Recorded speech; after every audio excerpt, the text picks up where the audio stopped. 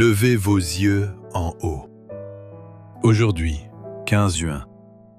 Mais exhortez-vous les uns les autres chaque jour, aussi longtemps qu'on peut dire « aujourd'hui », afin qu'aucun de vous ne s'endurcisse par la séduction du péché. Hébreux 3, 13.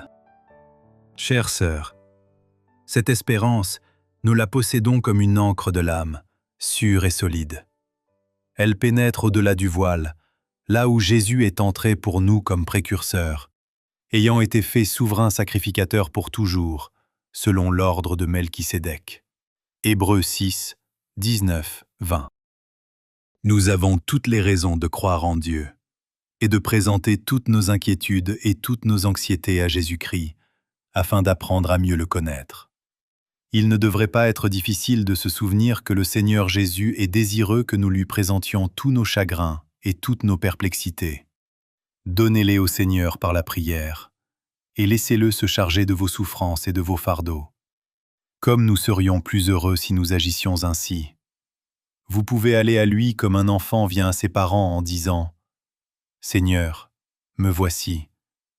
Il y a longtemps que je me conduis comme si j'étais capable de me sauver moi-même. Mes fardeaux sont trop lourds pour que je puisse les porter plus longtemps. Tu peux t'en charger pour moi. » Et il répond « Je les prends. Avec un amour éternel, j'aurai compassion de toi. » Cet amour est aussi fort qu'il est tendre. L'amour de Jésus est plus fort que la mort, car il est mort pour gagner votre amour, afin que vous vous reposiez sur lui complètement et entièrement, et que vous deveniez un avec lui, mystiquement et éternellement un. L'amour de Jésus est un sentiment exprimé, encore plus tendre que l'amour d'une mère pour son enfant.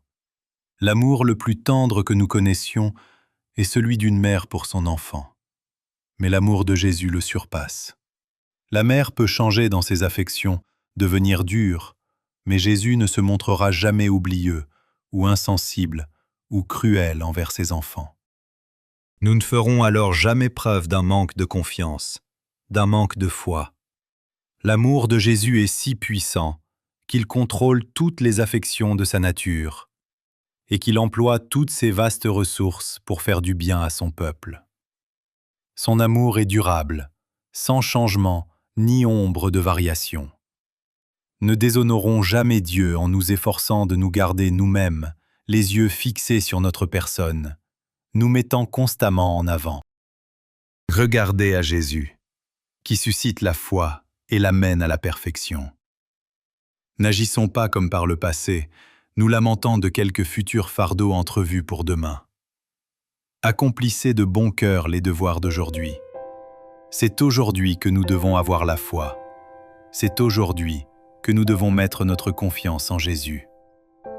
Aujourd'hui, je peux regarder à lui et vivre. Aujourd'hui, j'aurai confiance en Dieu. Aujourd'hui, je reposerai dans la paix et la tranquillité, à l'abri dans la puissance de Dieu. Dites, le Seigneur sera glorifié parce que je serai de bonne humeur et heureuse dans la certitude de son amour aujourd'hui.